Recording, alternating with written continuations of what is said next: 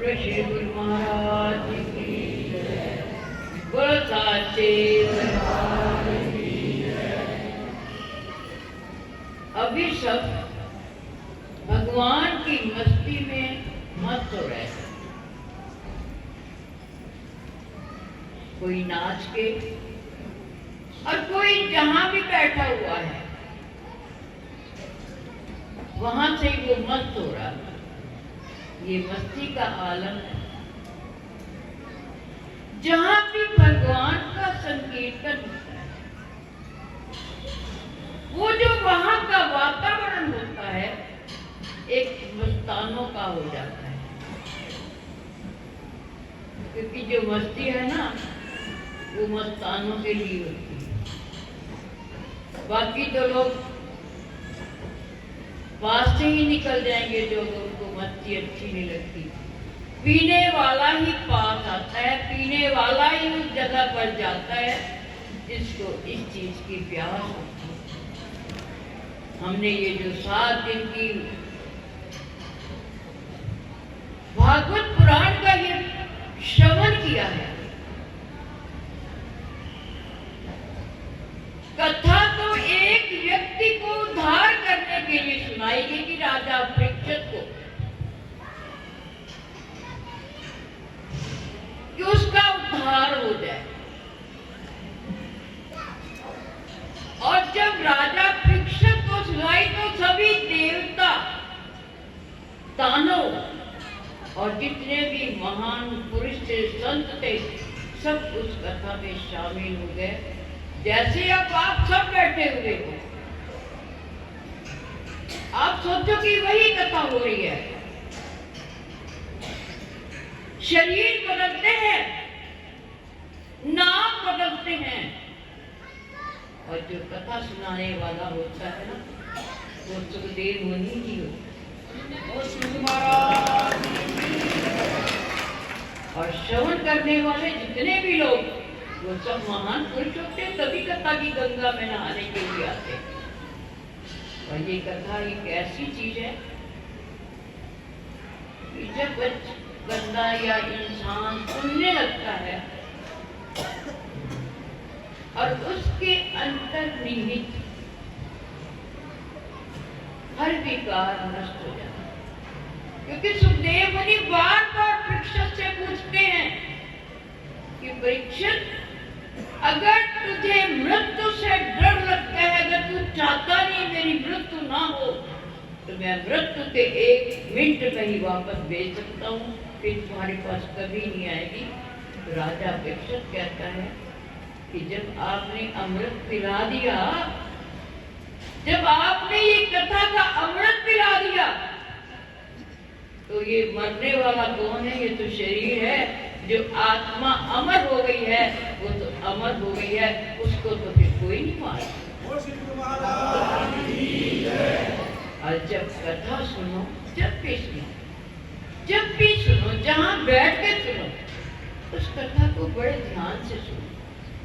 मुझे आज भी फोन आया था, दयानंद जी आ नहीं सकते, उनकी तबीयत ठीक नहीं थी। मुझे वो कहानी सुनाने लगे, बाजी वो कहानी आपने कभी सुनी है? मैं कह नहीं। कहते लोग सोचते हैं कि मैं आई नहीं, पर मैंने वहां की कथा एक एक शब्द सुना है। कोई भी भजन मुझसे पूछ लो, मैंने वहां बैठ के कथा सुनी। इसी तरह से जहां भी आप बैठोगे, जहां भी कथा सुनना, ये शरीर सुनने वाला नहीं है भाई। जैसे इसको बिठा के तुम बैठ जाओ, जैसे बच्चों को शोर बचाते, माता पिता कहते बच्चों को खिलौने देते, निकाल देते, तो इन्हें खेत में काम करता। ये तो बच्चे, ये जो बच्चा है ना, ये शरीर, ये सुनने वाला नहीं। सुनने वाला इसके भीतर जो बैठा हुआ है वो एक कान से नहीं सुनता। अगर उसका मन, उसका ध्यान अगर उस शक्ति की ओर लग जाता है तो वो रोम रोम से सुनता है, रोम रोम से देखता है। उसके शरीर का कोई रोम बंद नहीं होता, उसका हर शरीर बोलता है और हर शरीर सुनता है, हर रोम देखता है, अरूप सुनता है। उसके लिए बताओ जितने रोम है तुम्हारे, गिनती करो तुम्हारे शरीर से कितने रोम है, कर सकते गिनती? बताओ। अगर इतने मन से हम सुनते हैं तो बताओ कहाँ से तुम भीगोगे, कहाँ से तुम रह गए हो? भीगने से कहाँ रह गए हो? कोई भी भीगने से नहीं रह सकता। आप सबने कथा बड़े प्रेम से सुनी, और ये जो प्रेम आपको मिला है ना, ये संभाल के रखना। और कोई आपको कोई दोस्त मिलता है, कोई चीज बड़ी चंगी होती है, बार बार मंगाते हैं, गल बड़ी चंगी लगी, इसको बार बार बांटना। जब हम बार बार इस चीज को बांटेंगे ना, चलो प्रैक्टिस हो जाए, पक्के हो जाते हैं, याद हो जाती है सारी चीज। आप इसी तरह से हम संसार में आए हैं, गुरु भक्त भी हैं, गुरु चरणों से लगे हुए, तभी तो ये हमें आनंद की वो धारा मिल रही है। तो हमें इसी तरह गुरु चरणों में लगे रहना, जहाँ भी कथा सुनना बड़े प्रेम से सुनना, यही हमारे जीवन का एक सार है। इसीलिए हम सब कथा भी आते हैं कि कोई तो मुक्ति जानकर मरण तो बाद असी सारे जिंदे जी मुक्त हो गए हैं, जो उन्होंने कथा